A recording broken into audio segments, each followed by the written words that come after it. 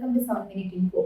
Committee படம் இது 2016ல வெளியான ராஜீவ் ரவி அப்படிங்கிற ஒருத்தரால இயக்கப்பட்டு துல்கர் சல்மான், விநாயகன் மேலும் பலரால நடிக்கப்பட்டு வெளியான ஒரு மலையாளம் பிலிம் இது. இந்த படத்துக்கு Kerala state film award for best actor, அப்புறம் பெஸ்ட் எடிட்டர், இப்படிலாம் சில அவார்ட்ஸ் எல்லாம் கூட கிடைச்சிருக்கு.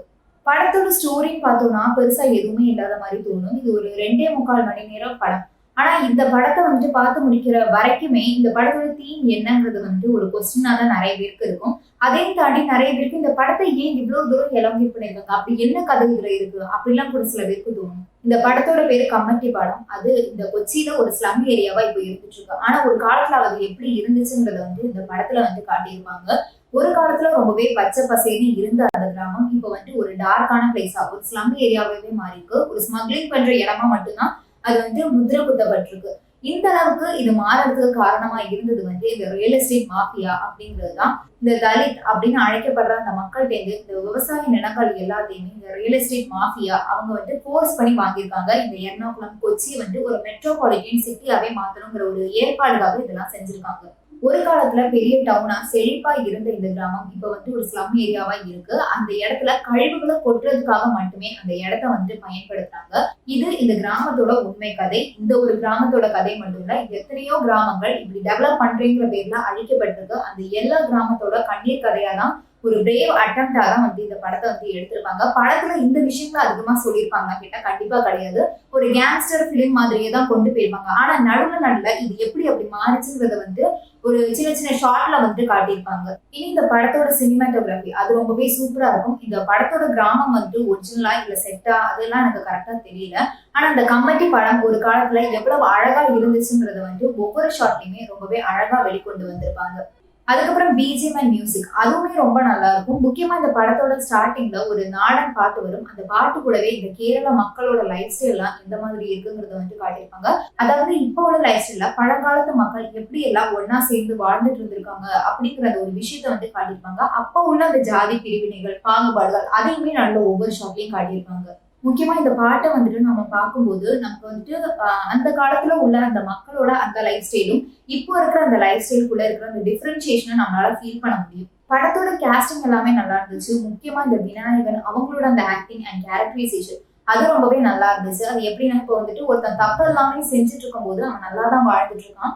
ஆனா கடைசியில அவன் திருந்தும் போது இந்த உலகம் அவனை ஏத்துக்கிறது இல்ல, அவனை வாழ விடுறது இல்ல, அவனோட உயிரை பறிச்சிருதுங்கிற அந்த ஒரு விஷயத்த ரொம்பவே அழகா காட்டியிருப்பாங்க. அதெல்லாம் ரொம்பவே நேச்சுரலா இருக்கும். விநாயகனோட அந்த ஆக்டிங்குமே ரொம்பவே நேச்சுரலா இருக்கும். இந்த ஒரு விஷயத்த நம்ம நிறைய படங்கள்ல பார்த்திருப்போம். பட் இதுல காட்டின அந்த விதம் ரொம்பவே அழகா இருந்தது. இனி எனக்கு முக்கியமா பிடிச்ச ஒரு விஷயம் என்னன்னா, இது நாள் வரைக்கும் நம்ம ஒரு படத்தோட ஹீரோயின் பார்க்கும்போது அவங்க ஒரு ஃபேர் ஸ்கின் டோனா இருப்பாங்க, ரொம்ப வெள்ளையா இருப்பாங்க, அழகாவும் இருப்பாங்க. இந்த ஒரு விஷயத்த நம்ம பார்த்தே வெள்ளத்தோல் தான் அழகு அப்படிங்கிற அந்த ஒரு விஷயம் நம்ம நம்ப ஆரம்பிச்சிட்டோம். இப்போ வரைக்கும் ஒரு ஹீரோயின்னா வெள்ளையா இருக்கணும் அப்படிங்கிற அந்த ஒரு ஸ்டீரியோ டைப் இருக்கு. ஆனா இந்த ஸ்டீரியோ டைப்லாம் உடைக்கிற விதமா இந்த படத்தோட ஹீரோயின் அமைச்சிருப்பாங்க. இந்த படத்தோட ஹீரோயின் கொஞ்சம் டஸ்கி டு டார்க் ஸ்கின் டோனா தான் இருப்பாங்க. இதுல இருந்து இந்த அழகுக்கும் கலருக்கும் சம்மந்தமே இல்லைங்கிற விஷயத்த வெளிக்கொண்டு வந்திருப்பாங்க. அது எனக்கு ரொம்பவே பிடிச்சிருந்துச்சு.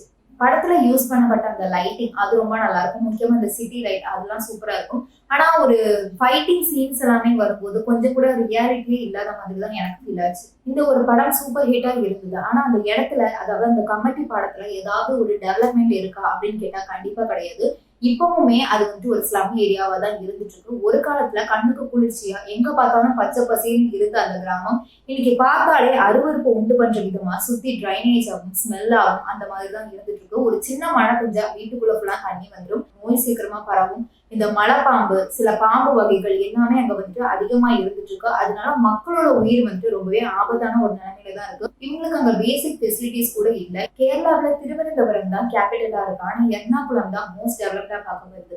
ஒரு பக்கம் இந்த மாதிரி டெவலப்மெண்ட் இருந்தாலும் இன்னொரு பக்கம் இந்த ஸ்லம் ஏரியா அழிஞ்சுக்கிட்டே தான் இருக்கு. அங்க இருக்கிற மக்களுக்கு ப்ராப்பரா பேசிக் ஃபெசிலிட்டிஸ் எதுவுமே இல்லாம தான் இருந்துட்டு இருக்காங்க.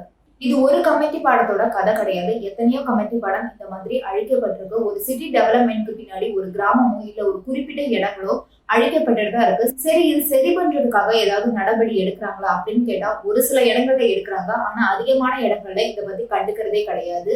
இந்த மாதிரி இடங்களுக்கு ஓட்டு வேணுங்கும்போது மட்டும்தான் உயர் பதவிகள் இருக்கிறவங்க அவங்க வீடு தேடி போறாங்க, அவங்க ஏரியாவுக்கு போறாங்க.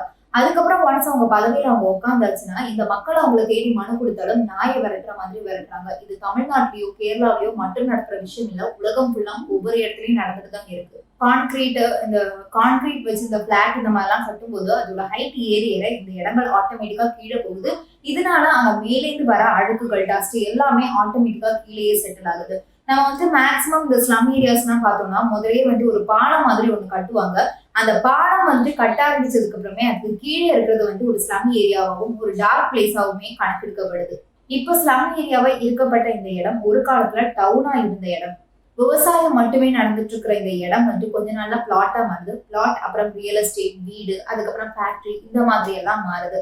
இந்த எல்லா விஷயத்தையுமே உள்ளடக்கி கொண்டு கூடவே இந்த பசங்க எல்லாம், அதாவது இந்த டிக்யூ, விநாயகன் இவங்க எல்லாமே ஒரு ஃப்ரெண்ட்ஸா இருப்பாங்க.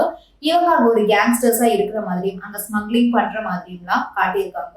இந்த படத்தை 3 கட்டங்களா பிரிச்சிருப்பாங்க. ஒன்னு டிக்யூ அண்ட் விநாயகன் அவங்களோட அந்த சைல்ட்ஹுட் டேஸ் அதை காட்டுற ஒரு கட்டமா பிரிச்சிருப்பாங்க. இன்னொன்னு பாலன் அவனோட இறப்புக்கு அப்புறம் உள்ள அந்த அவங்களோட லைஃப் எப்படி இருக்கு, இவங்க எல்லாம் எப்படி சர்வைவ் ஆகுறாங்கிற அந்த ஒரு விஷயத்த இன்னொரு ஒரு கட்டமா பிரிச்சிருப்பாங்க. 3வது கட்டம் அதுதான் இந்த மூவி ஃபுல்லாமே டிராவல் ஆகுற அந்த ஸ்டோரி. இந்த விநாயகன் அவன் காணாம போயிருப்பான். அவன் எங்க போனா என்ன ஆனா அப்படிங்கறத இந்த டிக்யூ தேடி கண்டுபிடிச்சிட்டு இருக்கிற மாதிரி இந்த ஒரு 3 கட்டங்களா தான் படத்தை பிரிச்சிருப்பாங்க. இந்த படம் மல்டிபிள் டைம்லைன் ஸ்ட்ரக்சர் அப்படிங்கிற ஒரு ஸ்கிரீன் பிளே ஸ்ட்ரக்சர் தான் ஃபாலோ பண்ணியிருப்பாங்க. அது என்னன்னா ஒரு மாதிரி நான் லீனியரா இருக்கும். பிளாஷ்பேக் உள்ள போயிட்டு வரும். பாஸ்ட் பிரசன்ட் அப்படி மாறிக்கிட்டே இருக்கிறது தான் மல்டிபிள் டைம்லைன் ஸ்ட்ரக்சர்னு சொல்லுவாங்க. இந்த படம் கமெடி பாடம் அப்படின்ட்டு இருக்கிற அந்த ஸ்லம் ஏரியா ஒரு காலத்துல எப்படி இருந்தது அப்படிங்கிற விஷயத்தெல்லாம் வெளிக்கொண்டு வந்திருப்பாங்க. இந்த படம் அந்த 2016ல இருந்து நிறைய மக்கள் அந்த ஸ்லம் ஏரியாவை பத்தி தெரிஞ்சுக்க ஆரம்பிச்சாங்க. இப்போ அது டெவலப் ஆயிருக்காங்கிறது எனக்கு தெரியல. இந்த படத்துல இந்த கமெடி படம் ஸ்லம் ஏரியா ஒரு காலத்துல எப்படி இருந்துச்சுன்றதுலாம் நம்மளால தெரிஞ்சுக்க முடியும். இந்த மாதிரி நம்ம ஊர்ல எத்தனையோ ஸ்லம் ஏரியா இருக்கு. ஒவ்வொரு ஸ்லம் ஏரியாவுக்கு பின்னாடி இந்த மாதிரி பெரிய மாஃபியா, பெரிய அரசியல்கள் எல்லாமே கூட நடந்துட்டு இருக்கு. இந்த படத்துல எனக்கு தோணின ஒரு சில விஷயங்கள்லாம் என் ஒப்பீனியனா நான் உங்ககிட்ட ஷேர் பண்ணியிருக்கேன். மேலும் உங்களுக்கு ஏதாவது இந்த படத்தை பத்தின ஒப்பீனியன்ஸ் இருந்தா அதை கமெண்ட் செக்ஷன்ல லீவ் பண்ணுங்க. வீடியோ பிடிச்சிருந்தா 7 Minute Info யூடியூப் சேனலுக்கு சப்ஸ்கிரைப் பண்ணுங்க. தேங்க்ஸ் ஃபார் வாட்சிங். Take care.